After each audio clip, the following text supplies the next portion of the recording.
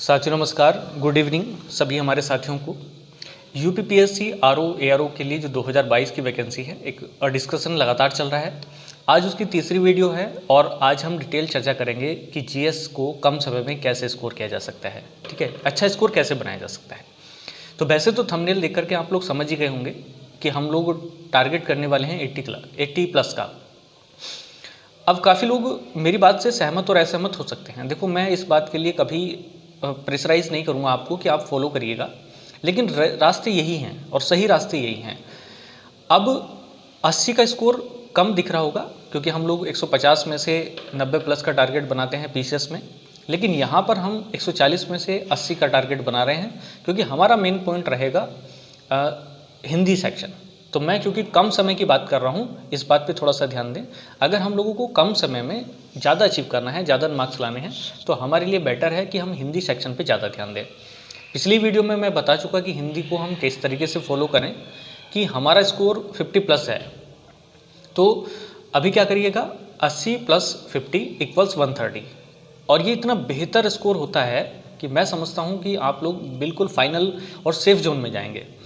और कम समय में, क्योंकि जीएस बहुत बड़ा सब्जेक्ट होता है और उसको हम लोग इतनी आसानी से कवर भी नहीं कर पा सकते, तो बेहतर है कि इधर सेक्शन पे कम मेहनत करके थोड़ा सा उन 6 सेक्शन पे या 6 टॉपिक्स पे आप चर्चा करें और समझें उसको, तो बहुत सारी फैसिलिटी आपको मिल जाएंगी। ठीक है, मतलब बहुत सारी नंबर आपके बढ़ जाने वाले हैं। फाइनल सिलेक्शन तो मुश्किल होगा इसी बेस पे करना, क्योंकि उसमें और भी राइटिंग वगैरह कुछ ऐड करनी पड़ती है, लेकिन प्री सिलेक्शन आपका नहीं रुकेगा, ये गारंटीड है। अब आप ये समझते हैं कि क्या हमें किसी कोचिंग का सहारा लेना पड़ेगा या किसी अन्य सोर्स का सहारा लेना पड़ेगा। तो देखो, बेहतर तो यही है कि सोर्स का सहारा ले लिया जाए। किसी बड़े गाइड या मेंटोर का सहायता अगर आप हेल्प लेंगे तो शायद आसानी से काम हो जाएगा। ठीक है, तो मैं आप लोगों के साथ अभी पीसीएस के रिजल्ट के तुरंत बाद एक सेशन स्टार्ट करूंगा, बिल्कुल फ्री ऑफ कॉस्ट होगा।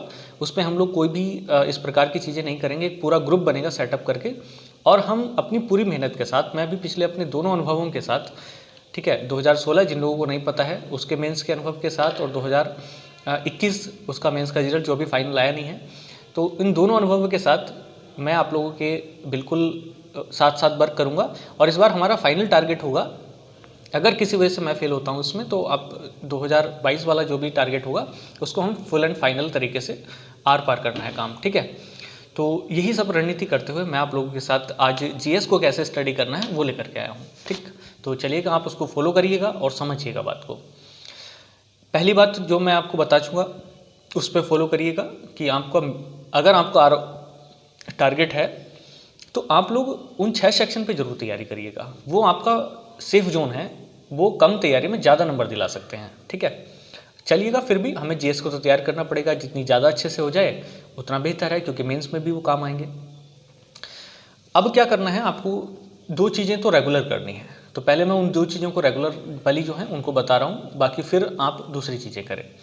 पहली चीज़, आप अपना जो पिछले सालों के पेपर हैं या जो नए भी मॉडल सेट्स हैं, चाहे वो पीसीएस के हों या फिर किसी अन्य चीज़ के, तो किसी पब्लिकेशन के तो ना करें, लेकिन किसी भी कोचिंग इंस्टीट्यूट के जो अच्छे संस्थान हैं, जैसे पीसीएस मंत्रा, मैं तो हमेशा मंत्रा को ही फॉलो करता हूँ, बाकी आप जाने जैसे भी करें, तो उनके 10 या 20 सवाल आप पर डे लगाएं। ठीक है, वो आपको छोड़ने नहीं है, उससे स्टैंडर्ड समझ में आएगा। और अगर कर सकते हैं तो उससे पहले भी, क्योंकि सेक्शन ये जो पैटर्न है सवाल वो लगाने का या प्रैक्टिस करने का, ये तो हम बाद में भी करेंगे, लेकिन आप 20 सवाल चाहे प्रीवियस ईयर के उठा लें, वो आप लगातार करते चलें। 10-20 सवाल जितना भी आप टारगेट बनाएं, तो वो आपको समझ पैदा करेगा और सवालों का पैटर्न समझने में मदद करेगा। दूसरी चीज़ जो आपको रेगुलर करनी है वो है डेली मैपिंग करनी। मैपिंग देखना है, कम से कम देखना तो उसको है। अब कुछ लोग कहेंगे कि हम पे मैपिंग तो बिल्कुल ही नहीं आती, हमें समझ में नहीं आती कौन सी चीज़ किधर को जा रही है, किधर को आ रही है। तो बिल्कुल कोई परेशानी नहीं लेनी है। उस बात को आप ऐसे समझिएगा कि जैसे आप किसी नए शहर में गए और वहाँ जाने के बाद आपको नहीं पता कि कौन से रास्ते किधर को क्या है। ठीक है, लेकिन आप 2-4 दिन घूमें, अनावश्यक ही घूमें, तो आपको रास्ते क्लियर होने शुरू हो जाएंगे। अच्छा, ये इधर से घूम करके आ रहा है, यहीं पे मिलता है। ठीक है, इधर से गए थे हम, वहाँ जाने के बाद इधर से मिलता है। ठीक है, तो मेरी समझ तो यही है कि आप अगर डेली भी उस चीज़ को करना शुरू कर दें, और उसी को नहीं, किसी भी चीज़ को आप डेली करना शुरू कर दें, तो ऑटोमेटिकली वो 2 दिन बाद, 4 दिन बाद, 10 दिन बाद, 1 महीने बाद आपको समझ में आनी शुरू हो जाती है, ठीक है। लेकिन आप उसको शिद्दत के साथ करें, प्रॉपर तरीके से करें। तो यही चीज़ है पैटर्न का भी। आप सी ग्रुप से उठ करके थोड़ा सा यहाँ पे पहुँचे, नीचे वाले अपने आप हो जाएंगे। तो 2 काम तो आपको रेगुलर करने हैं, एक तो डेली प्रैक्टिस, चाहे 10 सवालों की करें या 20 सवालों की, प्लस मैपिंग। पहले क्या करना है, जिसको समझ में नहीं आता कुछ नहीं करना है, सिर्फ 5 मिनट उसको देखना है, 5 से 10 मिनट उसके सामने खड़े होकर के, बर्ड वाले को भी और जो इंडिया वाला है उसको भी। उसके बाद जब प्रॉपर समझ में आना शुरू हो जाएगा तो हम अपनी तैयारी को और ज़्यादा स्मार्ट बनाएंगे, ठीक है। मैं कहीं गायब नहीं हो रहा हूँ बीच में से, हालांकि जब पेपर आ जाता है तब तो बिल्कुल गायब होना पड़ता है, ठीक है। तो उससे पहले मैं इन चीज़ों को आप लोगों के साथ शेयर कर रहा हूँ, ताकि पेपर आएगा जब तो मैं भी थोड़ा सा बिजी रहूँगा तो प्रॉब्लम हो सकती है। खैर, ये 2 चीज़ें आप करें। अब देखिएगा, नोटिफिकेशन की जानकारी तो अभी किसी को नहीं है, लेकिन उम्मीद यही है कि बहुत जल्दी इसका नोटिफिकेशन देखने को मिलेगा। अभी हमारे पास 4 से 5 महीने हैं शायद, जो हम वर्क कर सकते हैं, लेकिन नोटिफिकेशन के बाद हमें बिल्कुल समय नहीं है, क्योंकि नोटिफिकेशन के बाद हमें सारा रिवाइज़ करना होता है। तो उससे पहले जितना भी समय आपके पास है, 2 महीने, 4 महीने या 5 महीने, तो उसमें हम कैसे वर्क करें कि हमारा कम से कम ये स्कोर जरूर पहुंच जाए, क्योंकि ये क्वालिफाइंग स्कोर है। बिल्कुल मैं कह रहा हूँ 80 अगर आप ले आए इसमें और उसमें 50 ले आए तो कोई नहीं रोकेगा आपको सिलेक्शन से। तो सबसे पहले आपको छोटे छोटे सब्जेक्ट उठाने हैं। देखो, वैसे तो 4 बेसिस होते हैं अगर आपको इस प्रकार की सिविल सर्विसेज में जाना है। तो जैसे हिस्ट्री हो गया, पॉलिटी हो गया, ज्योग्राफी हो गया और साइंस हो गया, ये तो 4 पिलर हैं, और प्लस इसके साथ करंट अफेयर्स। तो हाँ, एक चीज़ और मैं रह गया था, जो शुरुआत में रेगुलर चीज़ें करनी है उसमें करंट अफेयर्स भी करनी है आपको, ठीक है। जो मेन पॉइंट होते हैं वो बाद में करते हैं, लेकिन अभी से आप रेगुलर चलिएगा। तो 3 चीज़ें कर लीजिएगा उसको। करंट रह गई थी तो current plus mapping plus daily practice, तो ये 3 चीज़ें आप लगातार रखिएगा। 1 घंटे का वर्क है, कंटिन्यू करिएगा उसको। उसके बाद ये छोटे जो सब्जेक्ट हैं, वैसे तो 5 चीज़ें हो गई, ठीक है जी। आपका हिस्ट्री, ज्योग्राफी, पॉलिटी, साइंस और करंट। तो इन 5 पिलर्स के आधार पे आप सिलेक्शन ले सकते हैं, ठीक, कोई दिक्कत वाली बात नहीं होगी। लेकिन जो छोटे सब्जेक्ट हैं उनको आप पहले तैयार करें। पहले कौन कौन से, जैसे मैं आपको बता देता हूँ।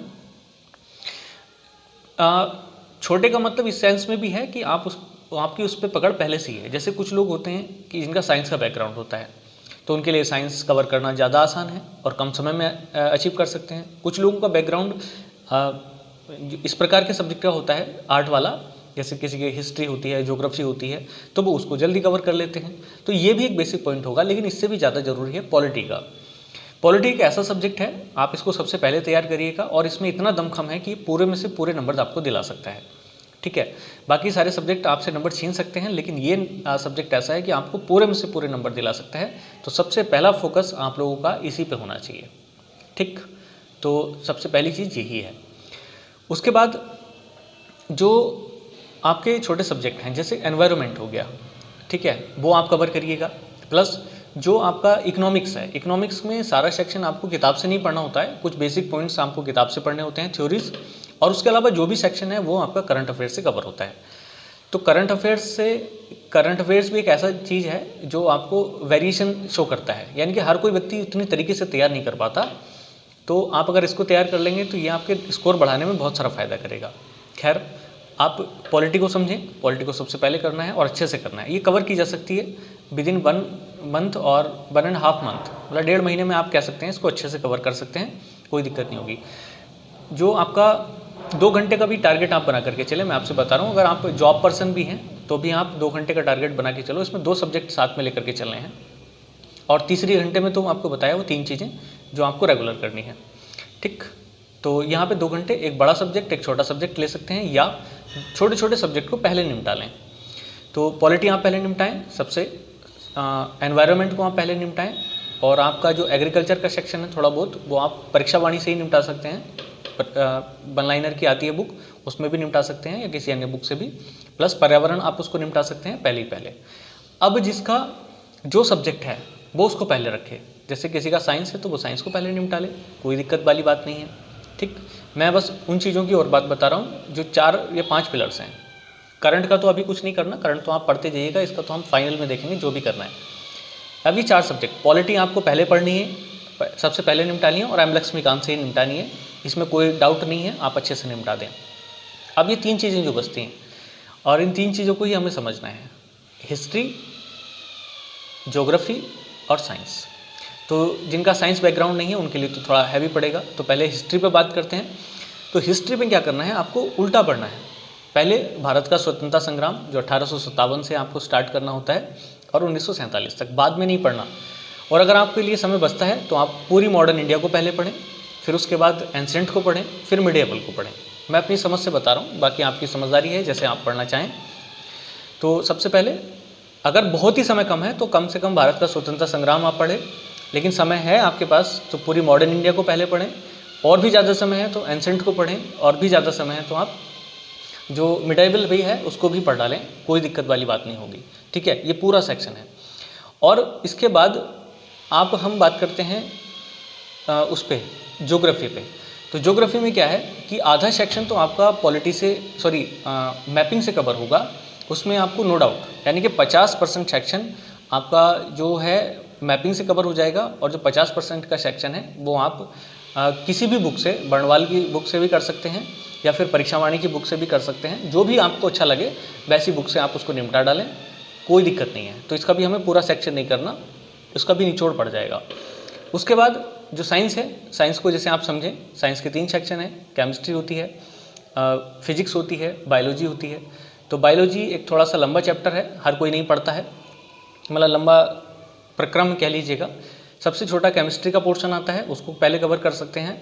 फिजिक्स उससे ज़्यादा आता है और बायोलॉजी उसका ज़्यादा आता है। ठीक है, तो तीनों को आप क्रम से पढ़ सकते हैं या फिर जैसा भी आप उचित समय, क्योंकि इसमें तो तीनों को ही पढ़ना है। साइंस वाले स्टूडेंट के लिए तो वरदान है, कोई दिक्कत नहीं है। लेकिन जो नॉन साइंस वाले हैं उनके लिए थोड़ा सा प्रॉब्लमेटिक हो सकता है, लेकिन साइंस की लूसेंट से आप उसको कवर कर सकते हैं। ठीक है, मैं समझता हूँ मेरी सारी बातें आप लोगों को समझ में आई होंगी। और अगर कोई बात आपकी समझ में नहीं आई है तो नीचे कमेंट बॉक्स में लिखें। और इसके साथ एक चीज़ और मैं कहना चाहूँगा कि एक लिस्टिंग बड़ी इंपॉर्टेंट होती है, क्योंकि लिस्टिंग से बहुत सारे सवाल बनते हैं, क्योंकि फैक्चुअल बहुत सवाल पूछे जा रहे हैं इस समय। आपने पिछले बार का पेपर भी देखा होगा, बिल्कुल सर से ऊपर गया सभी लोगों के, लेकिन ज़रूरी है। तो उस चीज़ पर हम वर्क करेंगे अभी पीसीएस के रिजल्ट आने के तुरंत बाद। ठीक है, अब मैं अपना रूट डिसाइड कर लूँगा कि मुझे किधर की तरफ जाना है, किधर की तरफ नहीं जाना है। तो 10-20 दिन की बात और है, आप लोग बस अभी चैनल के साथ जुड़े रहिएगा। और हम बिल्कुल एक ग्रुप तैयार करेंगे जिसमें हम लोग, जो ऐसे लोग हैं जो अपनी तैयारी नहीं कर सकते हैं, कहीं संस्थान पे अपना पैसा नहीं दे सकते हैं, तो उनके साथ साथ मैं वर्क करूँगा, उसमें कोई डाउट नहीं है। तो आप लोग बस मेरे साथ बने रहिएगा और बिल्कुल शिद्दत के साथ हम लोग तैयारी करेंगे। ठीक है, जब तक हम लोग अपना फाइनल टारगेट अचीव नहीं कर लेते हैं। तो मैं उम्मीद करता हूँ मेरी सारी बातें आपकी समझ में आई होंगी। और जो भी प्रॉब्लम रही है आप नीचे कमेंट बॉक्स में बताएं। और जिन लोगों को नहीं समझ में आया, कुछ लोग होते हैं थोड़े से सरफिरे, जिनको एक्स्ट्रा लगेंगी बातें, तो लगने दो, कोई दिक्कत नहीं है। जब आप सफल होंगे, हम लोग सफल होंगे, तो सबको समझ में आ जाएगा। ठीक है, तो हर कुत्ते का भी दिन होता है कहते हैं, तो हम तो इंसान हैं, हमारा दिन भी आएगा और बहुत जल्दी आएगा, इस चीज़ के साथ और इस कामना के साथ कि आप लोग भी सफल होंगे और मैं भी सफल होऊंगा। हम प्रयास करते हैं एक नई रणनीति के साथ और एक नए थ्योरी के साथ। चलिएगा, ऑल द वेरी बेस्ट, जुड़े रहिएगा। थैंक यू, जय हिंद।